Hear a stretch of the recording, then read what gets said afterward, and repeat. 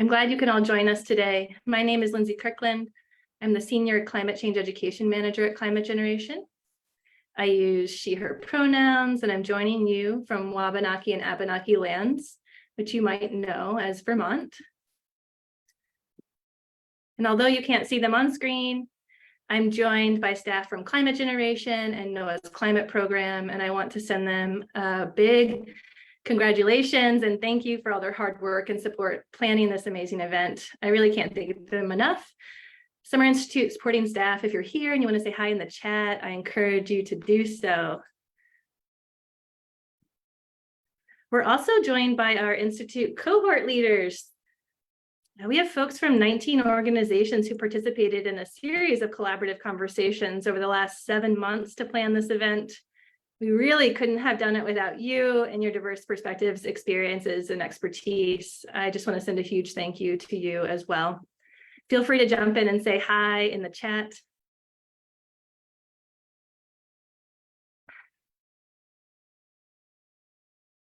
Climate Generation empowers individuals and communities to engage in solutions to climate change. And we do this by igniting and sustaining the ability of educators, youth, and communities to act on systems perpetuating the climate crisis. We believe that by overcoming disinformation, centering anti-racism and systemic equity in education, and personalizing and localizing climate change action, we can move communities towards being more resilient to climate change impacts. Climate Generation and our Summer Institute planning partners believe that we collectively have the solutions to climate change within our communities already, and that you, teachers, educators, are critical messengers of climate literacy in your communities. This year, the overarching theme as the Institute is shared purpose and shared future. The past several years have been hard. I'll be real. That might be the least that we can say.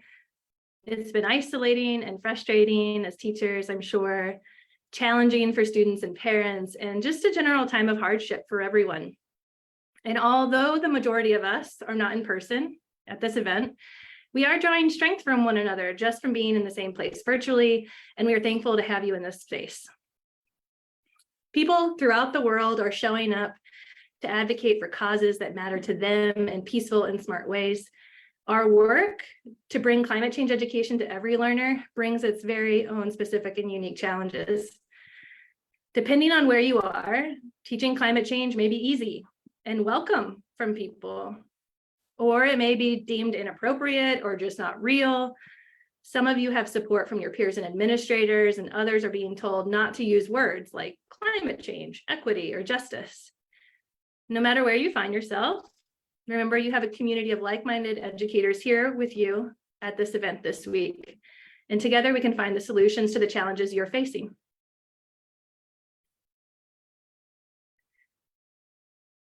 Well, we once talked about climate change as something that might harm future generations or was something that was happening to distant glaciers. We can no longer ignore the truth. We are all experiencing climate impacts now, and we are seeing climate change in our day-to-day lives, from extreme heat and wildfires in the western part of the United States and in Canada, to massive flooding in Vermont, to heat waves in the southern US and Europe this week. We're all impacted by climate change, and some of us have been impacted directly already, and we know it, while others have yet to realize that they're experiencing the impacts now. Last week, my town, Barrie, Vermont, experienced rainfall and flooding that the state hasn't seen in over 100 years. Increased rainfall and the subsequent flooding is an impact of climate change. As global average temperatures rise, the air is warmer. Warmer air holds more water vapor, and water vapor means more rain. But what does that mean? What does that mean to me? Well, as I'm talking to you now, everyone in my town and the towns of 17 other water districts in the state are under a boil water advisory, and we have been for a week. And there is no promise that that's going to stop anytime soon. This is because the elevated water table has made our water purification systems ineffective. My son's caregiver can't make it to our house because the roads are washed out. Several of my neighbors are ripping out their flooring and drywall. I can see the accumulation of household goods on front lawns that are just completely ruined. And people are struggling to remove this water damage stuff from their homes to protect their family's health from mold. Business owners downtown are signing up on a Google Doc called Mutual Aid for Barrie that connects volunteers with people in need. And Barrie is only one of several towns that are experiencing this. And I'm sure today I'm not the only one here who's experienced dramatic changes to their daily lives from climate-related disasters. And if we can take Katherine Hayhoe's words for inspiration today, when we start reducing our psychological distance to climate change and make these climate impacts real and relevant to our everyday lives, we can begin to see the commonalities across differences. We can see that we have things in common, more so than maybe our political or emotional differences that prevent us from taking action on climate change. Our shared purpose this week is to thrive. Well, maybe not only this week, but always, is to thrive under climate change and to build a better, more sustainable and just future for all of us. And I'm very happy that you're here and you've joined us in that pursuit. We are incredibly fortunate to have an amazing community of climate change professionals and educators from across the world with us today and this entire week. Every community owes its existence and vitality to generations from around the world who contribute their hopes, dreams, and energy to making the history that has led us to this moment. So some were brought to this current place against their will. Some were drawn to leave their homes and hope for a better future, and some have lived on this land for more generations than can be counted. Truth and acknowledgement are critical to building mutual respect and connection across all differences, and to addressing the intergenerational trauma that is experienced by those whose lands were stolen, those who were brought here under slavery, and those who experienced many other forms of oppression. We begin today, this morning, or this afternoon, depending on the time you're in, by acknowledging these impacts and histories and lived experiences, and by honoring everyone who's here today and their stories. Climate Generations building is on the ancestral, contemporary, and traditional lands of the Dakota and Anishinaabe people. We pay respects to their elders past and present, and we acknowledge past and current racial violence, as well as multiple other forms of colonization against Black, Indigenous, and people of color. And we personally take responsibility to desettle and abolish these continued unjust systems and actions. Climate Generation coordinates the Teach Climate Network, which you can see here in this map, and which you are now a part of. Educators from across the network are spread across North America and across the world. And today we have over 300 educators with us. Hopefully you're represented by a dot on this map. We're interested in hearing where you're joining from. I see a lot of people are already saying hello and introducing themselves from their region. I love that. We also encourage you to recognize the lands of the people that you have displaced. We'll put a link in the chat to help you do this. We take time to recognize and do a land acknowledgement because we want to honor the stories and histories and people who are in our spaces.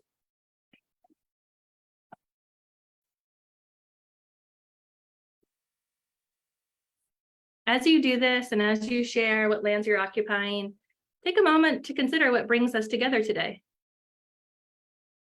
We encourage you to set an intention to honor those you've displaced or the history that has led you to your current place.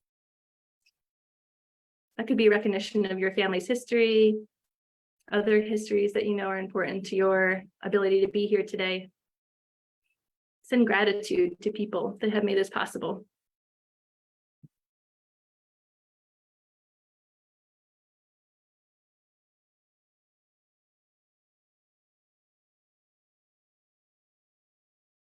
Thanks. I see them all coming in the chat now.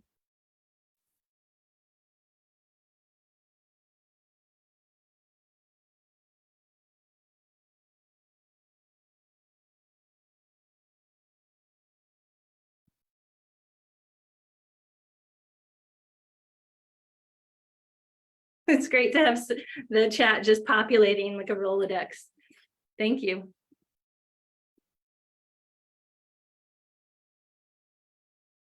You and over 300 educators have worked already to make this Summer Institute an unforgettable experience, and we haven't even started yet.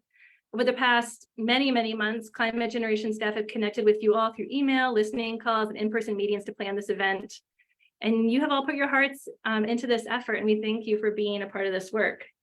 We're incredibly humbled by your dedication to your communities and your students. We have a great lineup for you this week. This morning, we kicked it off with a reception for leaders of color and a facilitated meet and greet. For the next 3 days, we have a mix of keynote presentations, concurrent sessions, discussion, and networking opportunities for you. As you've probably seen in Whova, we have 5 themes at the Institute. Each one includes 5 to 6 different concurrent sessions. The themes and workshop topics were determined by the cohort organizations that participated in the collaborative planning process. These represent what we think everyone should know and practice to be a climate change educator. Once you start to dig into the different sessions, there's incredible variation, and there should be opportunities for you to choose things that are directly applicable to your work. Also, as you've probably seen, you have the opportunity to choose sessions from all of these themes, and sometimes it's hard to know what to choose. So we've shared an activity with you in your prep work that might help you determine how to spend your time. We asked you to create a concept map. A concept map is a visual way to organize and represent knowledge. It shows concepts and ideas and the relationships among them. You can create a concept map by writing keywords or drawing pictures and then drawing arrows between the ideas that are related.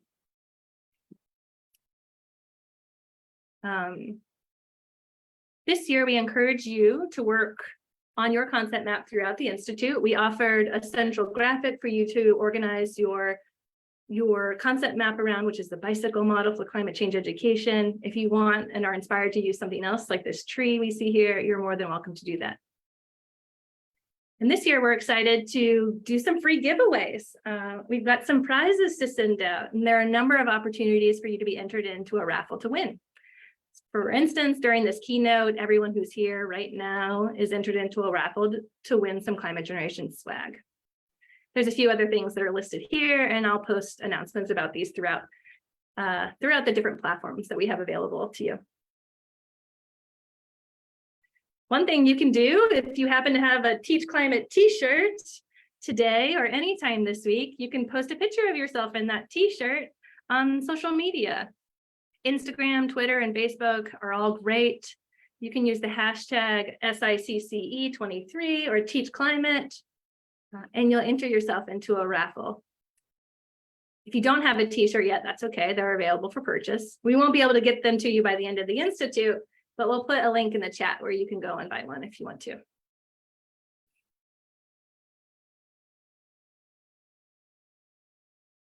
To create a strong sense of community, workshops at the Institute are designed to be interactive. You'll be invited to discuss in small groups, edit slides, create Padlets, provide feedback throughout the week. Not only are we hoping you can engage in the workshops, we hope that you can engage in all of the asynchronous opportunities we have for you to the capacity that you have. Over the years, we've heard that people who have intentionally engaged throughout the entire Institute, so from the beginning to the end of the week, they felt a real sense of community and connection to the Summer Institute community. We know that being fully present is very hard to do remotely, but if you can, there is an opportunity to join a genuine community of support here. One thing you can do is plan to attend your Summer Institute cohort day and the pre-cohort day mixer. It's always the most popular event at the Institute for attendees. Participants in their regional cohort days feel grounded and connected to what's happening in their local region, and they leave with a deep sense of understanding for how to apply these broad theoretical concepts and educational practices to their local areas. Now, although we hope that you can be all in this week and do all of the things, we want you to find balance. We want you to honor your bodies and the needs of your family and support them as well. And we also expect to see children, dogs, spouses running in the backgrounds of your Zoom rooms because the Institute spans 7 different time zones from Hawaii to Puerto Rico.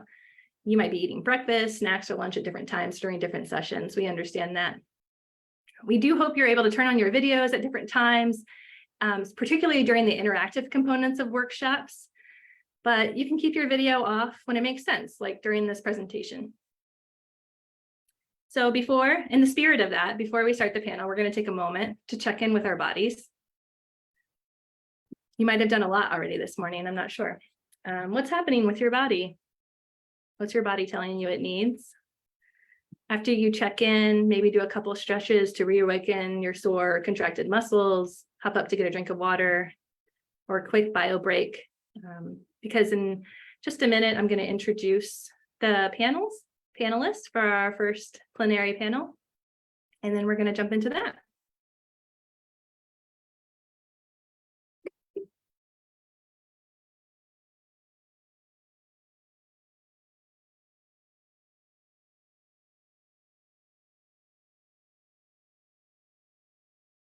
And this will be a slow introduction, so you've got time to jump up. So I am beyond excited to introduce to you the opening panel for this year's Institute. Hey, Taiji.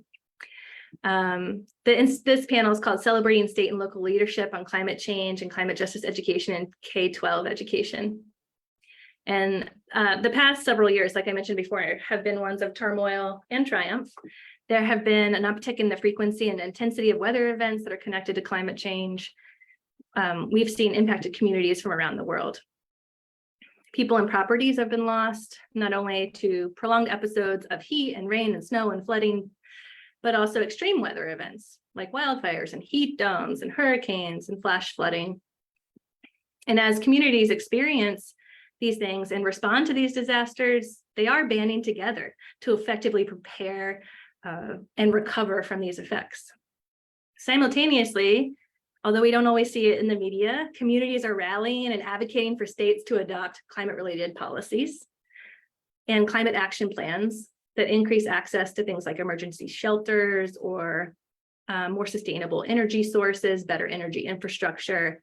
And in particular, people are investing in educational reforms that support climate change being taught in schools. What's interesting about all of this work, political and educational, is that it's incredibly varied and it's incredibly specific to each region. And although it has its pros and cons, it's generally supporting the development of local climate change solutions, which is incredibly inspiring. And one of the great things about working in this field and this vast network of dedicated, inspired leaders is that we meet amazing people, and we have them here with us today. So today we're lucky to have 3 people who have been in climate change and education fields for many, many years and in different capacities. So I am thrilled to introduce Taiji Nelson, who's the facilitator of our panel today. Hey, Taiji's currently a grad student at University of Washington, formerly a Summer Institute cohort leader with Pittsburgh, with the Carnegie Museum of Natural History, and has formerly been a research assistant with the Climb Time Project at the University of Washington. Hey, Taiji, I'm going to introduce the other 2, and then I'll invite you on. Participating in the conversation is also Cowe. Karen's the CEO of Strands, a California-based nonprofit focused on bringing environmental literacy to all of California's public schools, well, particularly K-12 students. Strands has been a cohort leader, I think, for 4 years now, and we're so excited to have Karen today with us. And finally, and not last but not least, Karolyn Burns is the Education and Curriculum Manager at Cowe Institute in Florida. In addition to being a teacher teaching biology and earth science at the Tallahassee Community College in Florida, she's a former middle school science teacher. Karolyn, we're so excited to hear about your work supporting Florida teachers and working through the hardships that we know your state is going through right now. With that, I'm going to pass it over to Taiji. Just so everyone knows, there'll be a limited amount of time for questions, so you can pop those in the Q&A if you want. And I'm going to jump off. Thank you so much, Lindsay, for that great introduction and kind of grounding to our work today. So good morning, and thank you to all of the people joining us from across the country. It was really amazing to kind of see that map, and I think it sets the perfect tone for our discussion today with Karen and Karolyn and myself. So again, Lindsay mentioned the theme of the conference is shared purpose, shared future. And in the conversation that kind of the panel and I had last week, we were kind of digging into what does that mean and what exactly can we learn from this group where we have people from all across the country kind of seeking to understand what is our shared purpose and our shared future. And Lindsay mentioned that I moved to Washington to go to grad school. I'm doing some research assistant work with a statewide network of educators called Climb Time. It's people who are offering professional development across the state.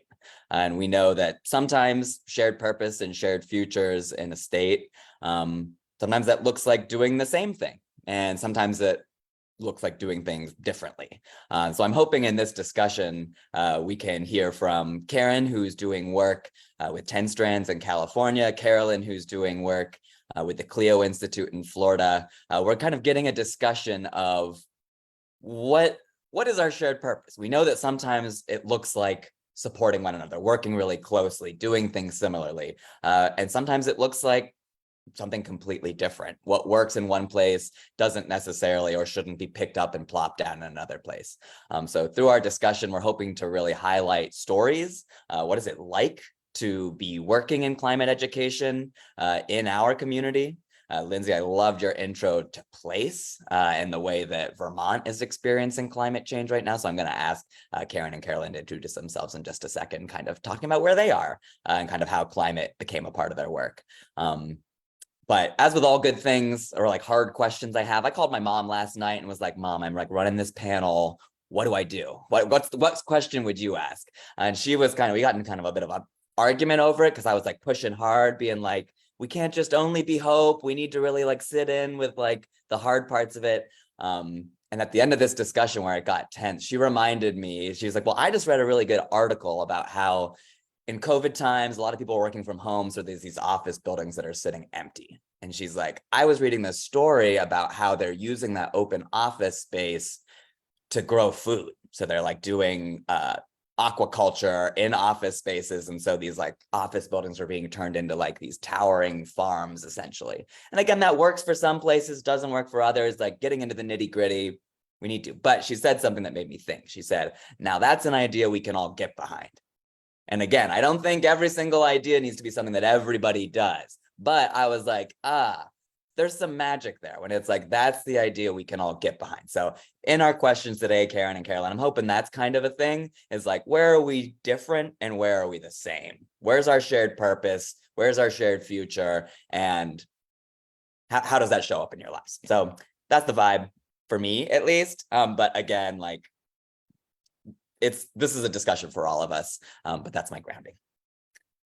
Cool. So if I could ask maybe Karen first and then Karolyn, if you could just introduce yourselves, maybe talk a little bit about where you are, like where you're calling in from, what's going on in your neck of the woods, and then how did climate become a part of your work? Great. Thank you. I like that vibe. I'll do my best to to hang with you right there. We'll see how it goes. I'll introduce myself in just a second, but I did just want to thank Climate Generation for hosting this amazing event. We have been, 10 Strands has been involved in the event for 4 years now, and I'd just like to thank my colleague, Dr. Amy Frame, who has led the California cohort for the last 4 years, and it's certainly been growing, and I'm just delighted to see just how many people are on this call. And I love that span from Hawaii to Puerto Rico as an articulated thing. So thank you for that. I was just planning some time in Hawaii this morning, and Puerto Rico is very near and dear to me because my partner's family's from there. So I have both places in mind most recently. And just the amazing number of people in between too. I just looking at the roll call there and the scroll. It's just incredible. It's just lovely to be with new people. It's always really great to meet new people. Introduction. I'm Karen Cowe, she, her pronouns. I'm the CEO of 10 Strands. I'm calling in from the unceded territory of the Chochenyo Ohlone in the California Bay Area, so El Cerrito specifically. I'm from Scotland originally, as probably nearly everybody has worked out by now. In terms of turning my work towards climate change and climate change education, I think I came to it relatively late, actually, compared to some of the work that people have been doing now for decades. My background is educational publishing. I would say like the first big chapter of my career was educational publishing in the UK, and then in Athens, Greece, but serving all of Greece. And then for 16 years in the States, focused on STEM education, mostly math. But the character of that publishing I did was always focused on establishing relevant local contexts for students to examine those topics, whether it was English or whether it was math or science. About 10 years ago, I stepped away from the publishing work that I had been doing because I was interested, actually mostly as a result of being a Bioneers participant for a number of years. I was interested in seeing if I could work at the intersection of education and the environment. And just by a few chance meetings, I met my now dear friend and colleague, Will Parrish, who was having a similar thought at a similar time. And he founded 10 Strands, and we launched it together a decade ago. To be honest, in the early years, we didn't really focus on using the term climate change education. We focused on environmental literacy because there was a precedent for that term in California already, based on some education bills that were articulated about 20 years ago. So the early stage of our work was more focused on environmental literacy. But in 2018, we were able to sponsor a bill that added climate change and environmental justice to California's Ed Code. And then in 2021, we were able to sponsor another bill and secure $6 million to create model curricular resources for free model curricular resources for California teachers and students focused on climate change and environmental justice. And so really, it wasn't until 2018 that we firmly made a commitment to climate change education specifically. And then now we're working with the state of California to develop these curricular resources focused on climate change and environmental justice. That program is called the, not very creatively, Climate Change and Environmental Justice Program. And Lindsay or somebody will put in a link to that later. So that's my journey to this work specifically.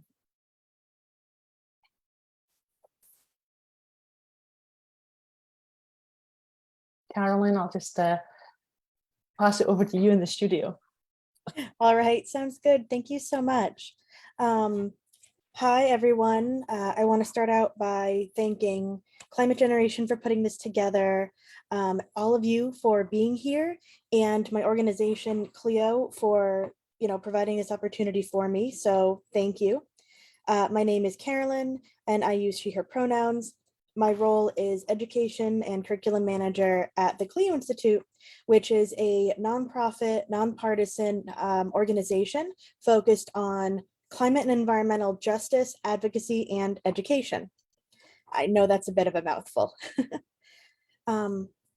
It's really interesting because my role now and my work on climate really comes from kind of merging two of the biggest interests I've had throughout my life, which is a dedication to volunteering and community service and a love of science. I earned undergraduate degrees at Florida Institute of Technology over on the East Coast of Florida in marine bio and conservation ecology. I started a master's in oceanography focusing on fisheries, but I realized probably a little bit too late, but we all have our mid-20s floundering period, that the only day I was really happy was my weekend gig volunteering at a local aquarium. And so I ended up transferring. I really wanted to get back to Florida. I had gone back up north to where I was from. And I transferred to FSU, got a master's degree in science teaching.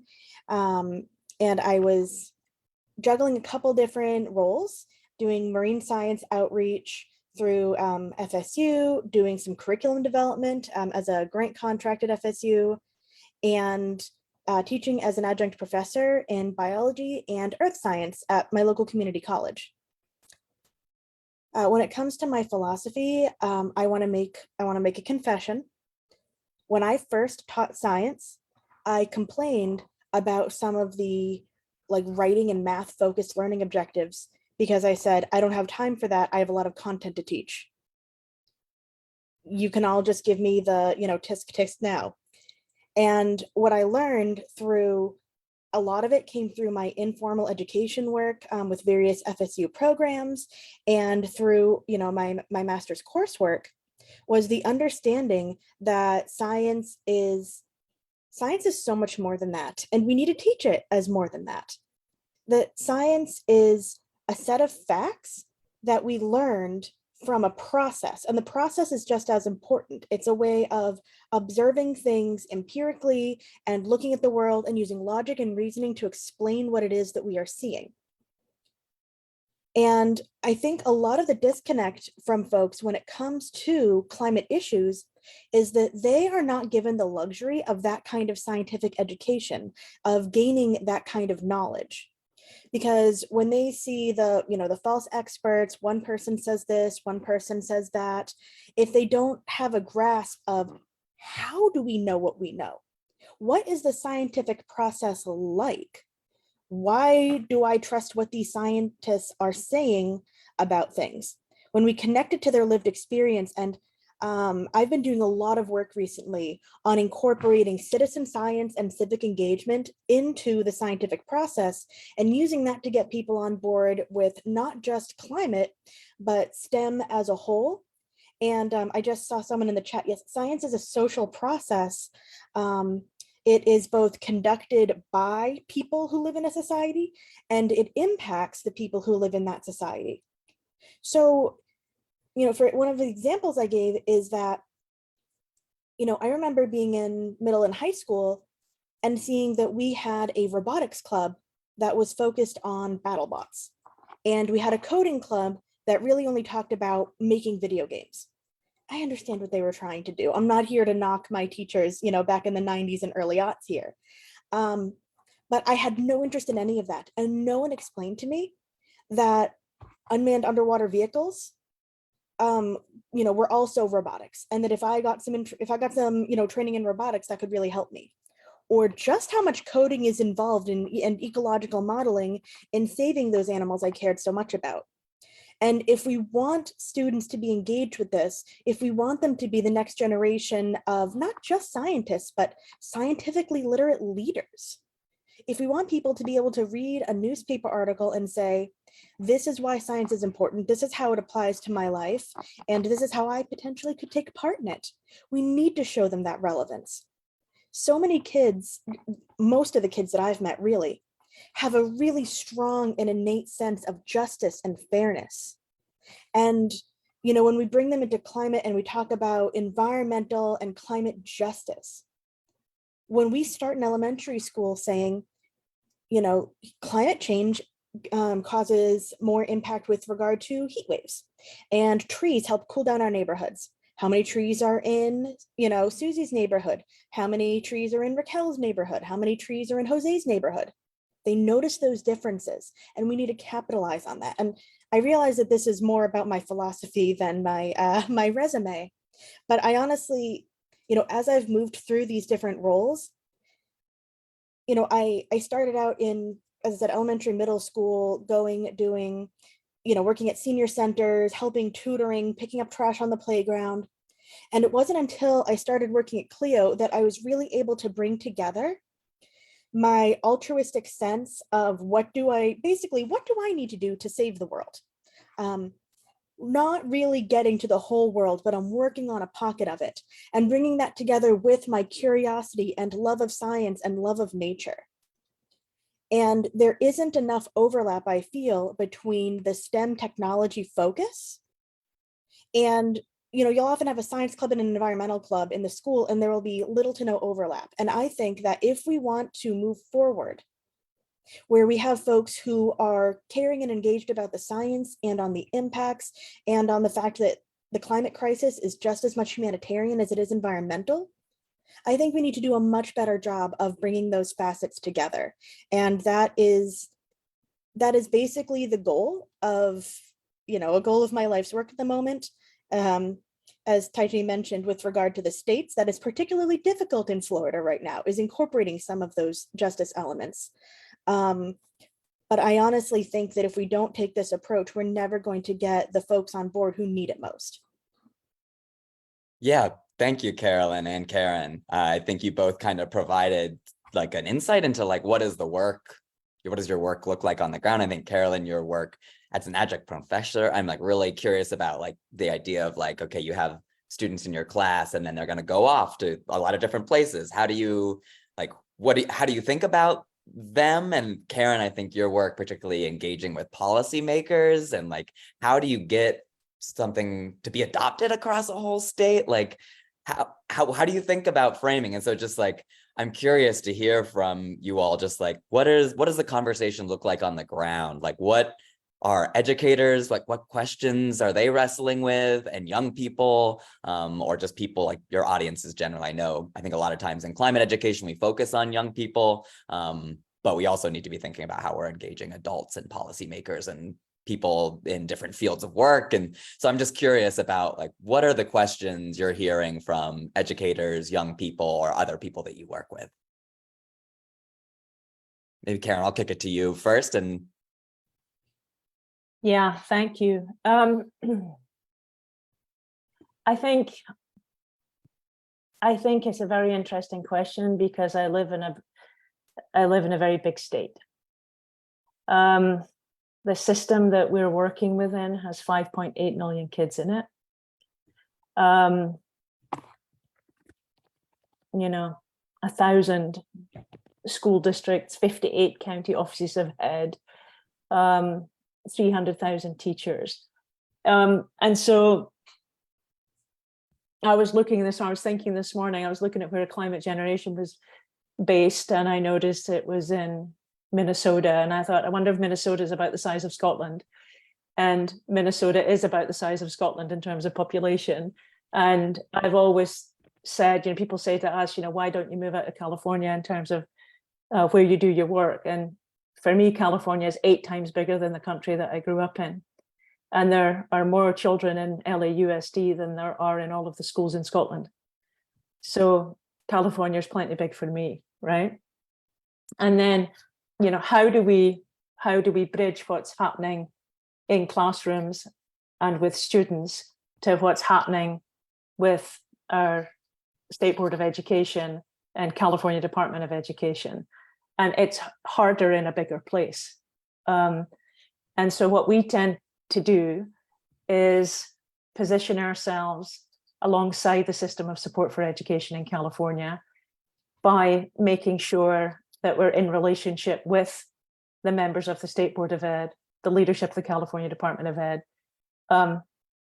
County Office of Ed superintendents, an increasing number, interestingly, of environmental literacy coordinators at county offices of ed, who are in turn in relationships with districts, sometimes a few districts, sometimes a lot of districts. And then they in turn are in relationships with schools and teachers.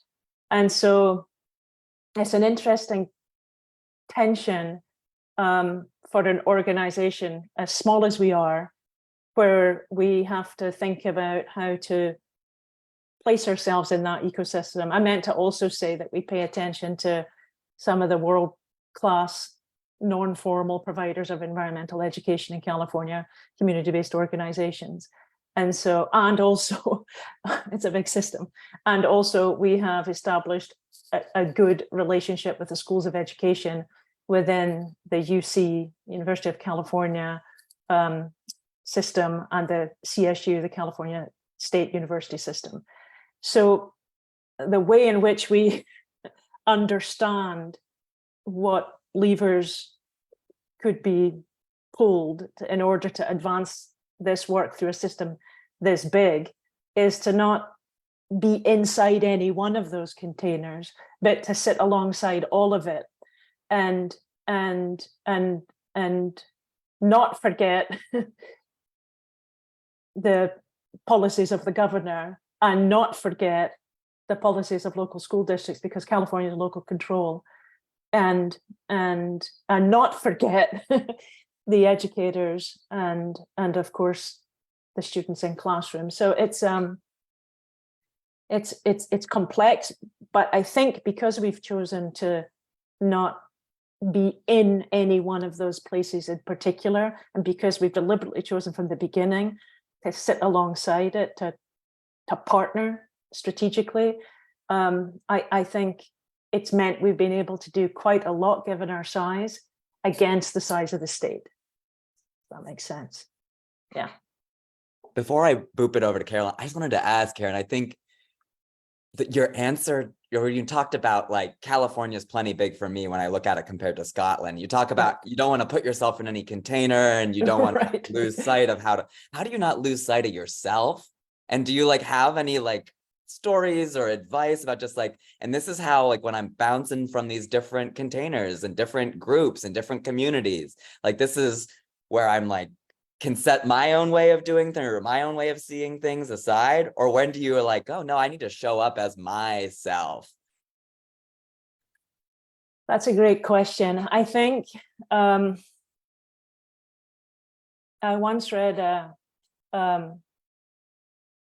book about resilience and about the importance of being deeply rooted. And I think that when you think of that and you bring a tree to mind, which I will do because there's a bunch of trees behind Karolyn,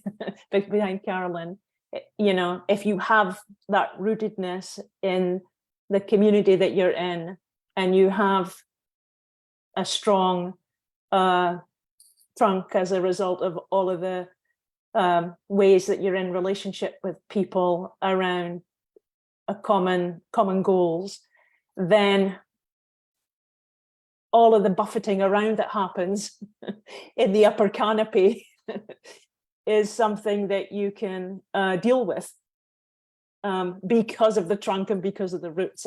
I think that, you know, I mean, I hadn't thought of it before until you asked me, but I think that's how I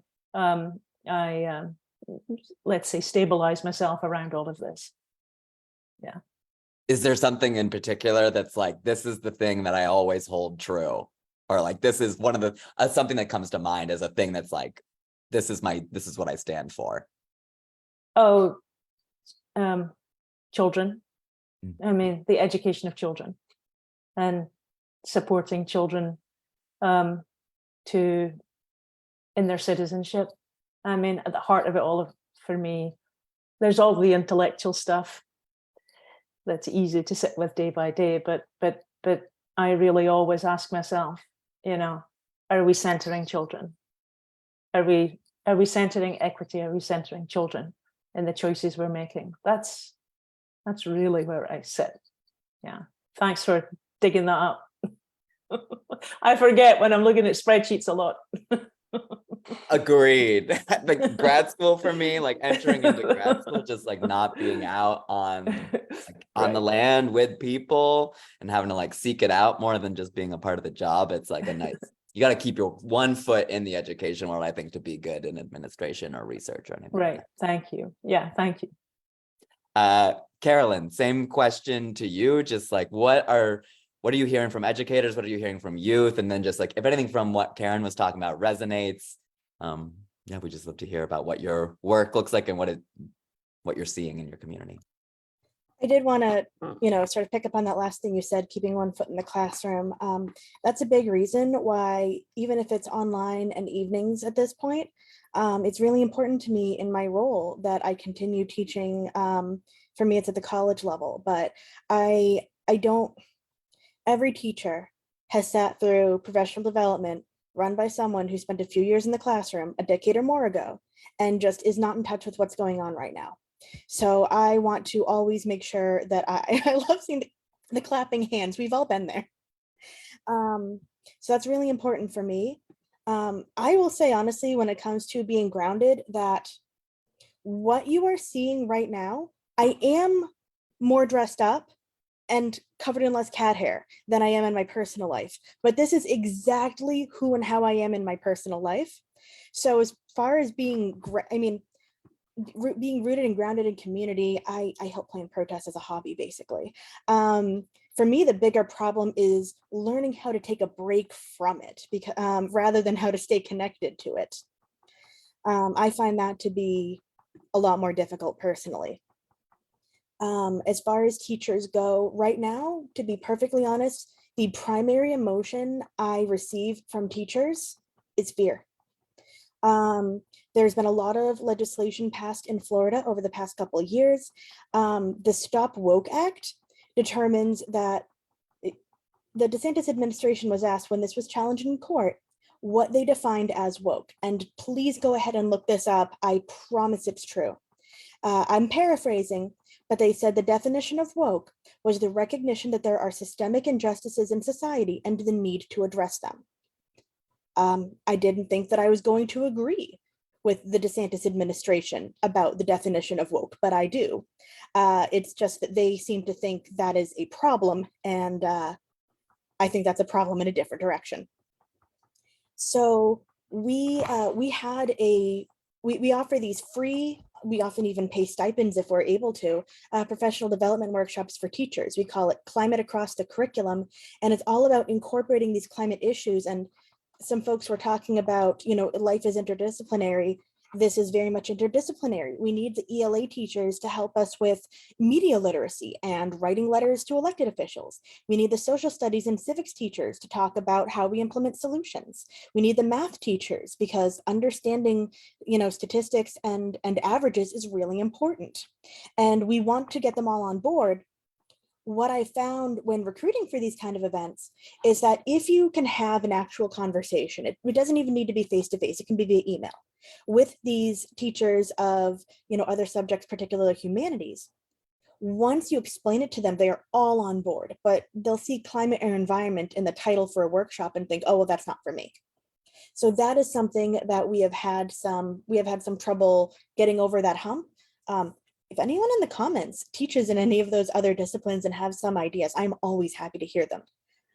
But we had one set up with a school district who, I'm not going to name names, I don't want to get any particular person in trouble, but to use as an example of the kind of environment we're living in. It was all planned, and then we had to get the curriculum department to look over our lesson plans and such. And I had to chase them down. We spent 2 weeks, it was getting really close to the time that we would need to get started. We already had the Office of Sustainability on board who was going to be hosting it. We had a Canvas course ready for the teachers. We had several dozen individual teachers who had signed up with us and were very excited. And the curriculum department shut it down and said that our materials were not in line with current standards. And that was really hard, not gonna lie. It felt like a bucket of cold water. And I have another friend who is a teacher, in a different district from that, who teaches courses that they're in sort of like AP college prep kind of programs where they're not necessarily the straight up Florida standards. And she went to the district and told them, a lot of what I'm teaching, is in violation of this, but it's required for their end of year exams. And they told her, teach what's included that fits into the Florida standards. If she teaches something that is not covered by current Florida standards, it is in violation of, the Parental Rights and Education Act, the one that doesn't allow you to, discuss queer identities of teachers, students, historical figures, what have you, or the Stop Woke Act that bars any discussion of systemic injustices. If a parent or student complains, that they will not stand by her, she's on her own. She's had to try to get around it. And what I've seen from a lot of teachers is that they follow the letter of the law, but kind of try to get in, under it. So she'd say, this is on your final exam. We are not allowed to discuss it in the classroom under current laws. Here are the pages of the textbook that relate to it. Here are some resources. You can ask me questions. She can't, if an administrator walked in on her teaching a lesson on it, then she could be in serious trouble. We've been having, a lot of success with students themselves mobilizing, and parents who think that parental rights don't mean that you get to dictate how I raise and educate my children.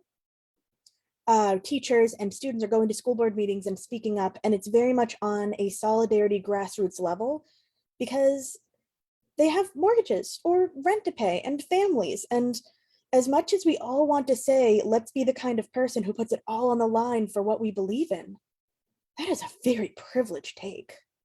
And, doing what we can, even if we don't see an immediate impact, again, showing solidarity, showing support, and for the rest of the country, when you see this kind of thing, even if it's far away, showing us that this isn't happening in the dark, that people can see it. And, for a lot of what's coming out of this administration, when it gets to the national stage, it's proven to be very unpopular. So letting these folks see that their political ambitions will be very much curtailed if they don't tone it down beyond their, little in-group of cronies who agree with them on everything, I think that can really help and get us through this.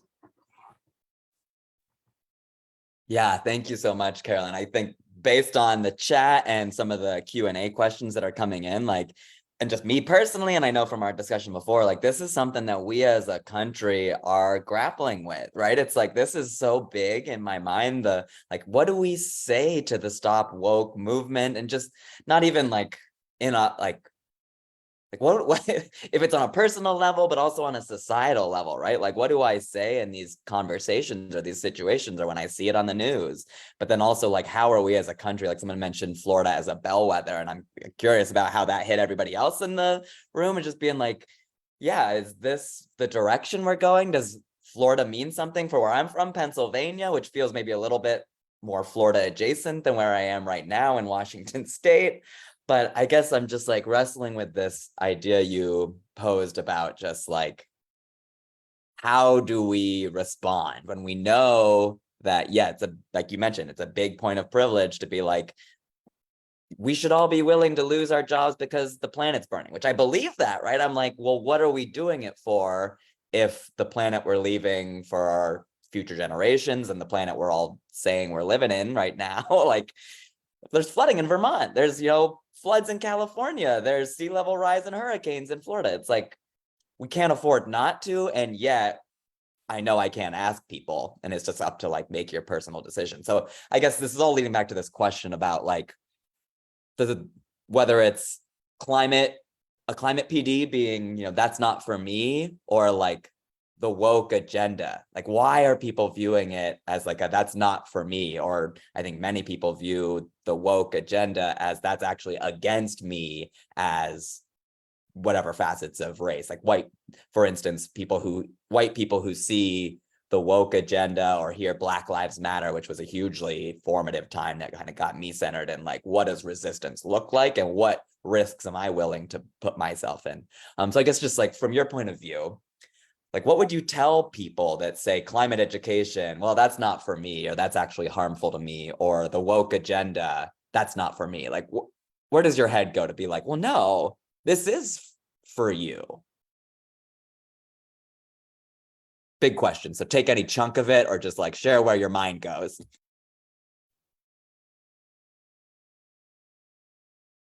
Karolyn, is it directed at Karolyn or both, or? Karolyn, but I mean, Karolyn, sorry. I'm not offended. It's fine. Sorry. Yeah, I think that again, that seeing how other people are reacting to this is helpful. I think reminding folks that groups like Moms for Liberty that are doing and driving a lot of this, they are not grassroots. They are not parents just like you. They are well connected to major donors, to certain political causes. They have these connections, they speak at their conferences. And if you can sort of help people to understand that, again, this is not the same level of concern, that this is targeted and organized. I think that's really big in getting folks to realize, again, that it's not concerned parents. It's people with a very clear and well-funded agenda. I will be honest, if I had answers to your questions, Taiji, I would be in a much better position than I am right now. In terms of that I don't necessarily have a lot of good answers for those questions. But what we've found in terms of, divorcing climate change from the woke agenda talking points is we focus a lot on resiliency and community. I've stated before, if you're a flat earther and you like solar panels, then we can work together. So, if you have folks who are like, okay, let's not say the scary J word, but how long was your power out after the last hurricane? Might you be interested in starting sort of like a solar co-op network? We got some language passed this past session that overall was horrific in terms of progress in the state, but we focused on schools that act as emergency shelters, and increasing, their access to funding for solar panels so that, you don't lose electricity for as long during a hurricane. I believe it was Arkansas. I apologize that I don't know off the top of my head for sure, but a district, they put solar panels on a lot of their schools to get their electricity. And with the savings that they got from that, they were able to give all the teachers a raise. So focusing, a lot of the values that we hold are inconsistent with some of that crowd. But if you think about what values more conservative folks do tend to hold, it's about being responsible, managing resources, managing your budget, protecting your family, and tapping into those, and making it smaller and more personal. And maybe, maybe those people who live on a different side of town are, alien and you're afraid of them. But what about your neighbors? Do you know your neighbors? Do you think that you would want to have a community hub with other folks from your faith community? So sort of trying to look for the values and fears behind what they're saying, and and link to those, because everything ties into the climate crisis. And avoiding some of that language that they find triggering. Maybe you're just talking around it, but it's on a small scale, and there are always going to be bad faith actors who will twist anything you say against you and then go, blast you on social media.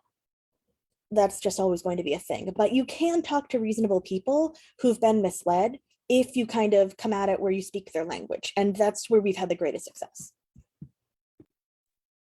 Yeah, there's a Climate Advocacy Lab put out a bunch of really great resources on this strategy called deep canvassing that was hugely influential in like shifting personal values about trans rights through one-on-one conversations, and really just digging into like, okay, what do people care about? Where are the dissonances that exist? And how do you kind of have a real conversation? And I know I feel some tension with as a person of color, when talking about racial justice, are we meeting halfway on this discussion? And that doesn't seem exactly right, especially when it doesn't feel like I'm meeting halfway. So it's like this personal tension, right? Every single person and every single interaction, you kind of have to wrestle with that feeling of okay, I'm gonna get back to Karen, you're the roots. How do you keep your roots while the canopy is blowing around, right? And just that is a thread that I'm kind of picking up through this conversation, at least personally. Karen, what about you? Yeah. The idea of people who don't see climate as for them, or what's your reaction to that? I think it's a little bit similar to what Karolyn was saying. I think that when I've encountered that in California, it's somehow easier if the conversations about maybe not so much what would be happening in a classroom, but what would be happening as it relates to a school building or as it relates to school grounds. So anybody that lives in California obviously has experienced extreme wildfires, drought and wildfires, and then El Nino conditions, so mudslides and flooding, right? So we had already, like pre-pandemic, we had already been experiencing disruption to school days because of climate events, and then the big disruption to school days was the pandemic, and now we are coming back to schools shutting down, and because of climate events. And I think it's easy, my experience is it's easy to talk to somebody about, for example, thinking about designing ecologically resilient spaces for children and providing shade to children and planting trees to protect children from extreme heat. Heat is heat, you know, and so we've definitely, I find sometimes the door in a way is through facilities, is through conversations about protecting children from extreme heat, and or thinking about the quality of air in these old buildings that children are often in. So a door that relates to school building decarbonization, a door that relates to ecologically resilient school grounds is often a starting point where common ground is quite readily attained. Yeah. Oh, this is making me think, because like Pennsylvania recently, and then the whole East Coast finally got a taste of like the wildfire smoke, and that for Yes. me, like my friends and family from back east, like California, y'all have been dealing with climate change. Like for many people in my life cared about climate change, but this was the first time they were like, it was at their doorstep, through their doorstep, they were breathing it in their houses. Is California just like, I think in Pennsylvania, we're always just like, but that's California, they're just better than us. Is it really about just like California? There's something about California, or is it just that y'all have been dealing with climate change so you care more? Like, what's the vibe with California for the rest of us non-California states? And like, yeah, We have been dealing with it for a lot longer. Yeah, we have. So, and it's, is that you why know, is that why Californians care more, or is it something else? it's right under your nose. It's right under your nose. I mean, you know, in I think it was September 2020, you've probably all read about it, but we woke up and the sky was orange. And the smoke from the wildfires across the state was basically blocking the sun. And so it was cold all day in the middle of the summertime. And I was just talking to somebody last week who lives in New Jersey, and he was talking to me about our work. He's not in this field at all. And he was talking to me about our work, and he described it as a noble cause. And I said, let's talk about that for a minute, you know? And then he made a connection to his experience of living in New Jersey and experiencing the impact of the Canadian fires on that coast. And then we had, then he could shift from noble cause to everyday event that we all need to attend to. Yeah. I just dropped it in the chat, but I feel like that's the same. Like when people say, "Oh, a noble cause," you're like, "Thanks." I'm terrified. You know, it's like because I think kids, like at the young, I work with teens a lot in like Sunrise Movement, Green New Deal, climate justice, and they're like, they've told me, they're like, if I hear one more adult tell me that they think I'm inspiring or hopeful, I'm gonna like lose it. Like, I don't need you shouldn't be feeling inspired. You should be like getting off your butt and doing something. And it's also that feeling of thank you. Yes. And it is noble. And everybody can do it. It's easier than you think. I remember this, but also harder. I want to like the duality of that, right? Like all of us could be doing something, and not everybody, that won't look the same for everybody. Right. So in our last, we're almost out of time because we want to give people time to switch over. Quick and punchy. I'm big on like, who is doing work that you like, professional crush? So are there like people in your area in your state that like either one are like surprising, like this is like I have a professional crush on this person or this group or this issue that like people wouldn't necessarily think this would be happening in my state, or just like, yes, and this is something that you wouldn't know about. Like it's like, yes, there's like this cool work going, but it's actually cooler than you think. So I'll give you a second to kind of think about like who's a group that inspires you, or like a conversation or a project or something, just like what's like getting you excited and being like, that's the tea right now for me. So think about it and then give me your answer. Thank you all so much for this discussion, and thanks to all the people who are tuning in and like lighting up the chat. I love to see that. So I'm so sorry. Before we get that, could I just add a little something about what you're talking about with youth? I talk to a lot of students. A lot of the work we do is youth advocacy with primarily high school and college students. And I think it's really important to validate their anger. They are pissed, and rightfully so. And they're just like, I am so sick of adults gaslighting me. Everything's gonna be fine. You're gonna fix it. Kids will save the world. Like Greta Thunberg at, I think it was the World Economic Forum, being like, I shouldn't be here. I should be in school. Listen to the scientists. What are you people doing? That sentiment is so strong.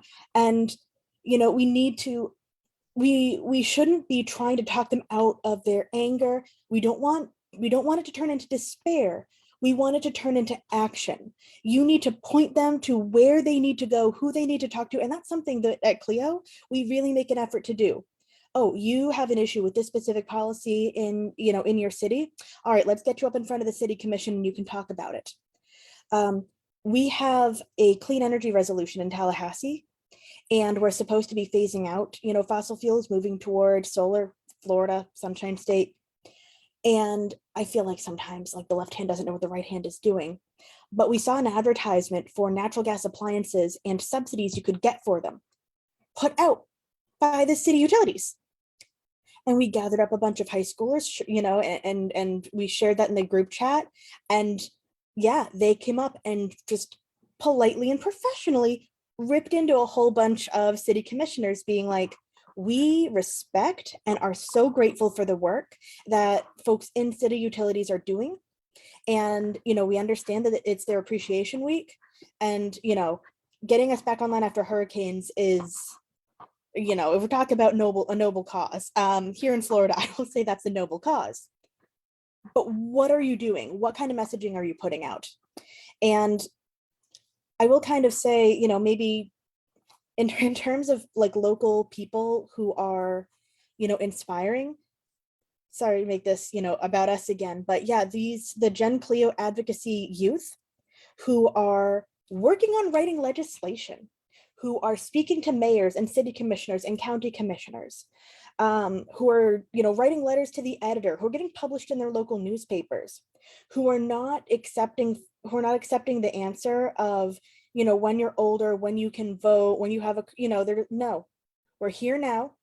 We are we are having a rally on the city steps, and we will not leave until you talk to us about, the youth council seat that, you've been stalling on. You need to talk to us. And, there's a whole lot that they've been doing, but yeah, that is, I don't want to say they give me hope, but I cried myself to sleep many nights when I was a teenager because I felt so much, and this is back in the early aughts, but I would hear about climate change and deforestation and, all of these things that were going on that I had no impact over. And it re-energizes me and kind of heals my inner teenager every time I see these kids get up on the state capitol with a microphone, not a microphone up. Sorry, I'm getting emotional, and you yell into it. Megaphone. Yes. My pillow. we handed them a megaphone. We handed them a megaphone and we said, all of these negative emotions are valid. Here's what you can do with them. and what they do is amazing. And I am so, so honored to be part of the support apparatus to get them where they need to be. Oh my God, love that support apparatus. And just this idea that like, they do give us hope, but hope without action and hope without doing something with that hope, that's as good as thoughts and prayers, which like, love thoughts and prayers. Thank you for that. And we got to do something, right? So if we're just saying, great, I'm excited to watch you fix the world, kids. Like, yeah, that ain't the energy. So Maybe big the ups to that. exactly. Maybe the kids will fix the world, but then if you want them to do it, you need to get out of their way. Love that. Karen, who are you professionally crushing on right now? Who should we be paying attention to? Well, you and Karolyn. I think so many, but I'll mention the work that has been taking place in LAUSD, Los Angeles Unified School District, in recent years. The community organizing that took place there in partnership with the school board, including all of the ways in which students step forward to create a bold climate resolution for the district, and the way in which the district has chosen to invest financially in that bold climate resolution is well worth anybody looking at. It's a large unified school district, and there's conversations about climate change education specifically, but also school grounds, educating children on school grounds and residential outdoor ed experiences. It's well worth anybody taking a look at. So I have a big crush on that and all of them right now. And a big thank you to people on this call that are involved in that. Yeah. And there's Lucy, who Lucy Garcia, who was involved in that. And well, again, thank you both. Again, I think we really dug into that idea of shared purpose and shared future. I think for me, it's always just really helpful to kind of hear from other people who are in the same fight for the shared purpose, shared future, and just like, what is it like in your world? I think of like the window and a mirror kind of analogy, where it's like, okay, a mirror, it's like, yes, things you were both talking about, like that hits home for me. That sounds like the things I'm working on either here in Washington or back home in Pennsylvania. It's also, yeah, window and just like, oh, okay. So I think I just have like a better sense of like, what is it actually like in Florida? And I can like talk about people in Florida or think about why California has it maybe easier than me in Pennsylvania. But it's like a good reminder to be like, seeing somebody that's living differently helps me understand how I can move in solidarity. And then like I always add like the window, a mirror, and a door. Like again, that hope and that understanding is not the thing. The understanding, like you said, Karolyn, it's like the process and the product, right? Like, okay, so now we've gone through this process of understanding how it is. And so we got to do something, right? It's like both, it's not just to sit back and be like, oh, now I know. So shouldn't it be different? No, it's like get up and do something. And I think this, again, to Lindsay's point earlier, this community is a place that we can come back to, and having time to think together, be in community, share what we got going on.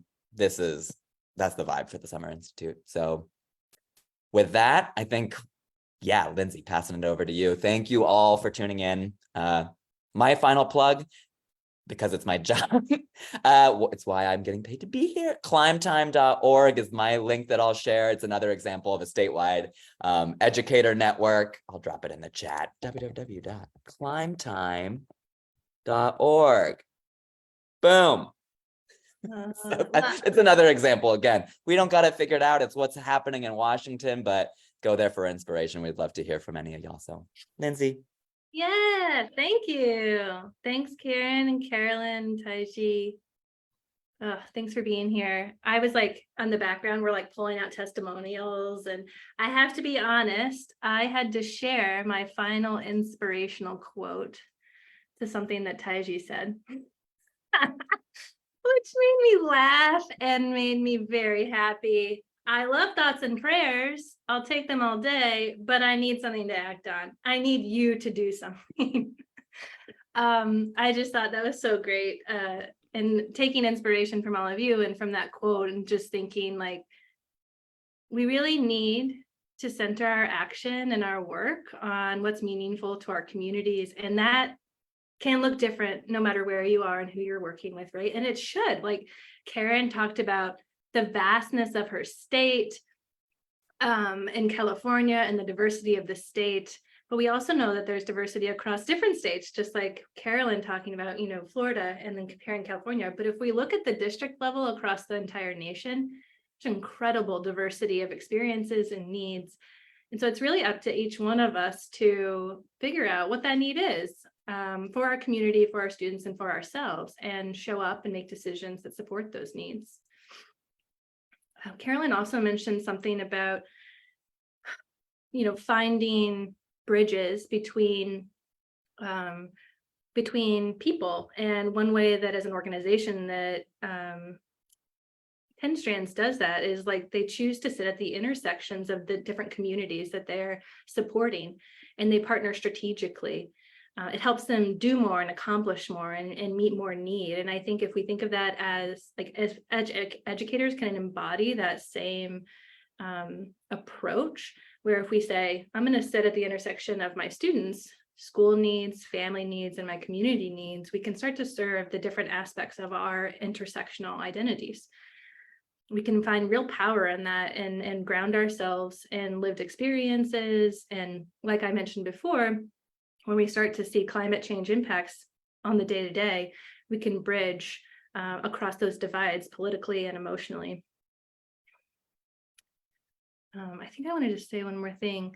There's a lot of talk about how do we inspire students to engage? I think one thing I always like to reground in is Climate Generation's youth team once told me when I was creating a panel for the Summer Institute, I was like, how do we make safe spaces for students? Or like, what makes you think safe and inclusive and actionable spaces don't already exist? And I think that theme came up in this panel of we need to ground ourselves in the great work that's already happening. Karolyn gave a lot of great examples of youth are already advocating, they're protesting, they're walking out of schools, they're standing up for what they believe in, they're showing up at school board meetings, and so are teachers. And so if we can connect to those inspirational stories, connect with people that are already doing the work, we can empower ourselves to support that space in whatever way it needs. We don't have to take the responsibility of creating our own spaces to do this work or to start something new. And finally, one big theme that came out for me was, again, shared purpose, shared future, finding shared purpose across differences is key. And I just love that Karolyn said, if you're a flat earther, but you like solar panels, we can work together. I just thought that was another funny quote. So true that, when you can find what's meaningful to people in their personal values and in their shared community values, you can really connect with them. I once heard a veteran teacher who had been teaching climate change in Texas for 30 years say that he has always taught with an agricultural lens and has never got pushback about teaching climate change because he chose to choose a point of entry that was relevant and meaningful to the people in his community and to the students that he was teaching and to their futures. So if we can find those avenues in, we can really move people in ways that are relevant and meaningful to their lives. So I encourage you as you go out through the Institute to take these learnings with you. Find shared purpose and values across people in your sessions and the presenters. Bring conversations of finding shared commonalities to your discussion groups. And yeah, I encourage you to go on. I'm so inspired by this panel. I'm excited to reflect and weave this back into the rest of our work together. So what's next? We've got a break, a 10-minute break before concurrent sessions start this afternoon. I know it's not a long time, and some of you may not have signed up for a 1 o'clock session, which is totally okay. But you have time to check in on your personal schedule, assess an office hours if you need anything. You can complete the survey, pre-survey if you haven't. We have a lot of people who have, so thank you. Or you could just check out, go outside, enjoy the weather if you're having nice weather, avoid the water puddles if you're in a flooded area like me. And yeah, definitely take a few minutes to share your gratitude for everyone in the chat.